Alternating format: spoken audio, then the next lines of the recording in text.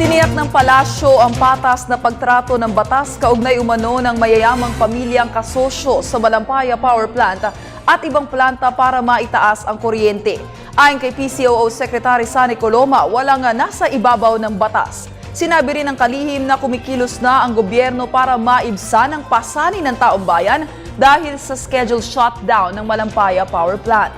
Dagdag pa ng opisyal, nakikipagtulungan na ang Department of Energy sa Energy Regulatory Commission ukol sa naturang usaping nagbigay rin ng direktiba ang DOLE o DOLE sa ERC upang alamin ang outrages ng ilang power plants habang nasa maintenance shutdown pa ang Malampaya Power Plant.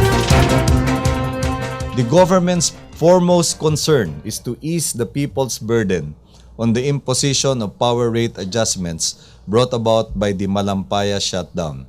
The Department of Energy is working with the Energy Regulatory Commission to address this concern. The ERC adopted the approach of the DOE for a staggered implementation of the adjustment in 3 tranches. Other options for easing the consumer's burden are being studied, including tighter monitoring of the schedule of shutdowns of power generation. In this regard, the DOE has instructed the ERC to look into the outages in several power plants that occurred while the Malampaya repairs were taking place.